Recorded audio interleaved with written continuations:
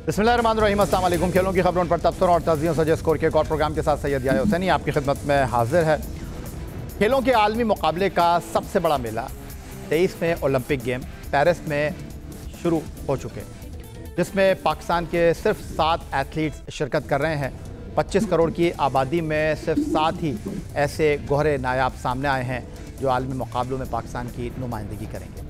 लेकिन सबसे ज़्यादा दुख और अफसोस की बात यह है कि पाकिस्तान का कौमी खेल मुसलसल तीसरी मरतबा ओलंपिक के मेले में शामिल नहीं होगा और ओलंपिक्स में जगह हासिल नहीं कर पाया। हॉकी की इस बदकिस्मती को 12 साल मुकम्मल हो गए हैं और पाकिस्तान गुज़िश्ता 12 सालों से हॉकी ओलंपियन ही पैदा नहीं कर पा रहा। पाकिस्तान ने आखिरी मरतबा 2012 में लंदन ओलंपिक्स में क्वालिफाई किया था, जहां वो 7वीं पोजीशन पर इवेंट का अख्तिताम बमुश्किल कर सका था। मगर जिस खेल में जहां पाकिस्तान ने 3 मरतबा ओलंपिक मेडल हासिल किया, 4 मरतबा पाकिस्तान वर्ल्ड चैम्पियन रहा और 3 मरतबा चैम्पियंस ट्रॉफी जीतने में कामयाब रहा, अब इस खेल का कोई पुरसाने हाल नज़र नहीं आता। फेडरेशन में ओहदों के लिए ओलंपियंस के दरमियान सर जंग, हुकूमत की अदम दिलचस्पी और फंड्स फराहम न करना इस खेल को पाकिस्तानी नौजवानों से बहुत दूर कर रही है। पाकिस्तान का कौमी खेल हॉकी पाकिस्तान का हॉकी में माजी बेहतरीन और खुशगवार यादों से ताबीर है और आज इस शो में हमने पाकिस्तान के 3 साबिक कप्तानों को अपना मेहमान बनाया है। हमारे साथ मौजूद हैं स्टूडियो में पाकिस्तान हॉकी टीम के साबिक कप्तान। 1980 में आपको प्राइड ऑफ परफॉर्मेंस मिला, 2007 में सितारा इम्तियाज़ और 2024 में निशाने इम्तियाज़ आपको मिला। ओलंपियन इस्लाउद्दीन सिद्दीकी आपको खुशामदीद कहेंगे। और स्टूडियो में आज हमारे दूसरे गेस्ट पाकिस्तान हॉकी टीम के एक और कप्तान, पाकिस्तान हॉकी टीम के मैनेजर, साबिक कोच ओलंपियन हनीफ खान साहब, जिनको 1984 में प्राइड ऑफ परफॉर्मेंस मिला, 2014 में तमगा इम्तियाज़ मिला। और आज के हमारे तीसरे मेहमान लंदन से वीडियो लिंक पर हमें ज्वाइन कर रहे हैं पाकिस्तान हॉकी टीम के साबिक कप्तान कोच ओलंपियन ख्वाजा जुनैद। लेकिन इससे पहले कि अपने मेहमानों से मैं गुफ्तगू की शुरुआत करूं, पाकिस्तान का गुज़िश्ता ओलंपिक्स में क्वालिफाई न करना एक कड़वा सच है, लेकिन यह सूरत हाल माजी में कभी ऐसी नहीं रही। कभी पाकिस्तान को वर्ल्ड कप में क्वालिफाई ना करने के लाले भी नहीं पड़े, बल्कि इस खेल में पाकिस्तान दुनिया के हर कोने में सब्ज़ हिलाली परचम बुलंद करने में सुरखरू रहा है। ओलंपिक्स में किसी और खेल से मेडल की उम्मीद हो या ना हो, लेकिन हॉकी वो खेल रहा जिससे अवाम को तमगा हासिल करने का यकीन होता था। पाकिस्तान हॉकी टीम ने ओलंपिक, वर्ल्ड कप और दीगर बैनुल-अक़वामी मुकाबलों में कामयाबियों के सुनहरी दौर देखे। सोच कर तो मैं आया था कि आज के इस प्रोग्राम में कौमी खेल हॉकी के हवाले से हम गुफ्तगू करेंगे। पिछले 12 साल पाकिस्तान ओलंपिक के लिए क्वालिफाई कर नहीं सका, वर्ल्ड कप में खेलने के लाले पड़े हुए हैं।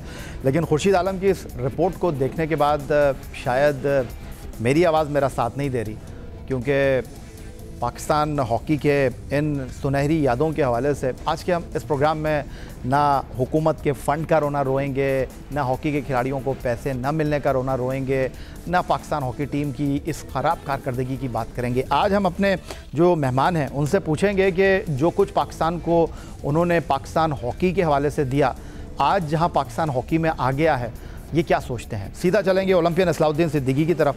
ओलंपियन इस्लाउद्दीन सिद्दीकी साहब, पाकिस्तान की माजी में बड़ी फतूहात में आप शामिल रहे और आज हॉकी को इस मुकाम पर देखकर अपने घर में जो आपके ट्रॉफियां रखी हुई हैं, मेडल रखे हुए हैं, क्या सोचते हैं?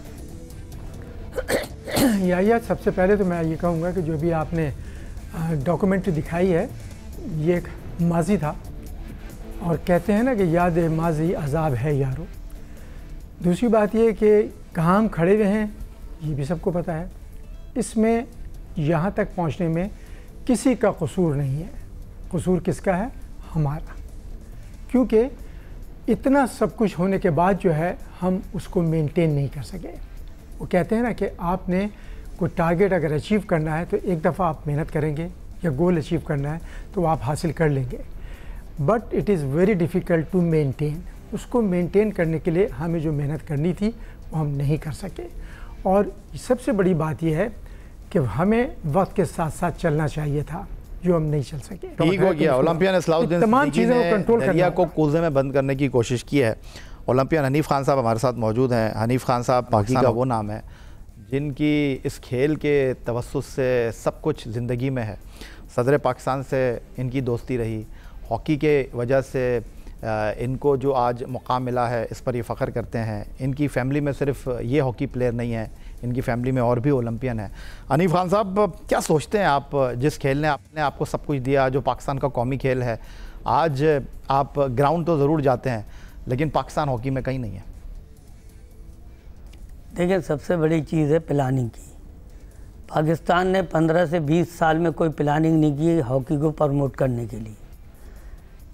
जब हम हॉकी खेलते थे तो हम वर्ल्ड कप खेल के आते थे तो पता चला पेशावर में पुलिस गोल्ड कप हो रहा है, तो दूसरे दिन पुलिस गोल्ड कप खेलने चले गए।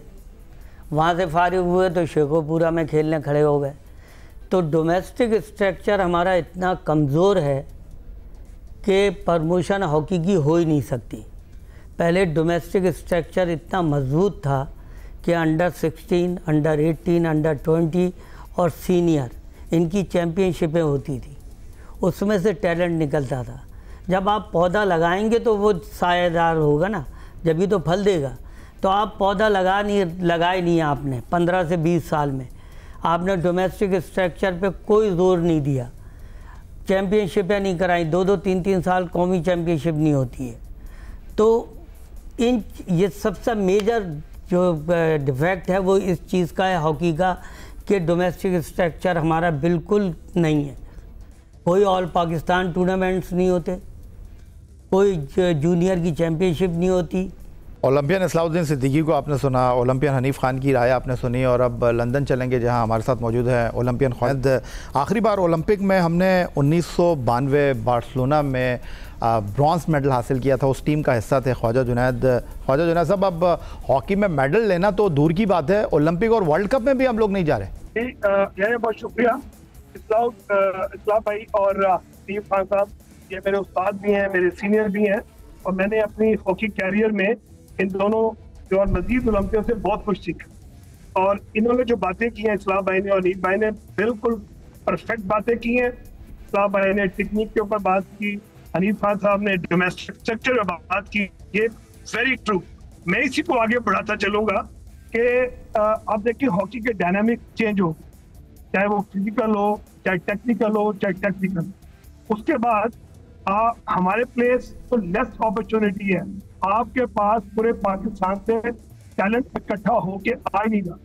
जब डोमेस्टिक स्ट्रक्चर होगा और हम उसको स्ट्रक्चर नहीं कर पाएंगे, स्ट्रक्चर पे खेल रहे हैं, हमारा एक ही फोकस कि हम किसी तरह मेडल जीत जाए। मैं यहाँ एग्जांपल देना चाहूंगा, 2012 में मैं पाकिस्तान की टीम में एज ए कोच आया था जब ये ओलंपिक्स लंदन में, तो हमने 7th फिनिश किया था और भारत ने 12th फिनिश किया, 10वें नंबर पर था। लेकिन आज भारत देख लें कि 20 में उन्होंने ब्रॉन्ज मेडल जीता है और अभी फिर वो मेडल की फाइट करेंगे। तो मैं समझता हूँ जब आप चीजों को रिस्ट्रक्चर करते हैं, फोकस होते हैं, देन जाके चीजें जो है ना वो ठीक है। ओलंपियन ख्वाजा जुनैद हमारे साथ लंदन से मौजूद हैं, ओलंपियन इस्लाउद्दीन सिद्दीकी स्टूडियो में मौजूद है और ओलंपियन हनीफ खान स्टूडियो में मौजूद हैं। एक ब्रेक लेंगे और ब्रेक से लौटेंगे तो पाकिस्तान के हॉकी के 3 साबिक कप्तानों से गुफ्तगू का सिलसिला जारी रखेंगे।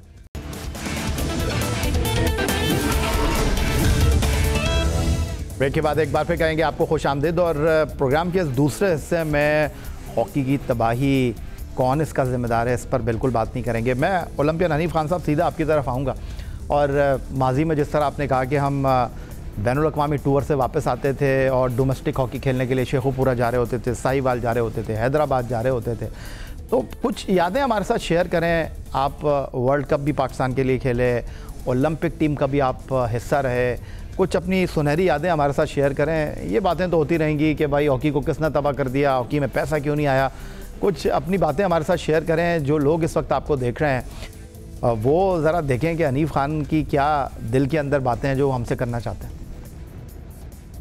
यादें तो बहुत हैं, क्योंकि मैं जब टीम में आया था पहली मरतबा तो 16-17 साल का था, 76 में।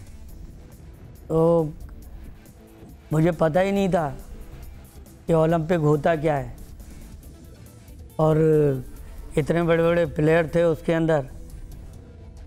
ये भाई क्या नाम है अपना, इस्लाम भाई, रशीद जूनियर, शहनाज, इतने बड़े प्लेयर, मुनव्वर उज़्ज़मा, मंजूर सीनियर, अख्तर रसूल, ये इतने बड़े बड़े प्लेयर थे कि मैं कहता था कि मैं तो कैंप में जब गया था, जबकि बता रहा हूँ आपको, तो मैं खेलता नहीं था, मैं बाहर बैठ के देखता था कि इतने बड़े बड़े प्लेयर खेल रहे हैं। तो बल्कि हमारे कोच थे सईद अनवर उस्ताद, तो वो मुझसे कहते थे, मुझसे उन्होंने एक दिन कहा, कह रहे हैं छोटू अंदर जाके खेलो। मैंने नहीं सर, मैं उनको खेलता हुआ देख रहा हूँ। तो कह रहे हैं कि भाई तुम कैंप में आए हो खेलने के लिए, तुम बैठ के देख रहे हो, क्या मतलब है। तो मेरा कहने मतलब ये इतने बड़े बड़े प्लेयर थे कि उनके साथ खेलना मेरे लिए एक ऑनर की बात थी कि मैं उनके साथ खेला हूँ।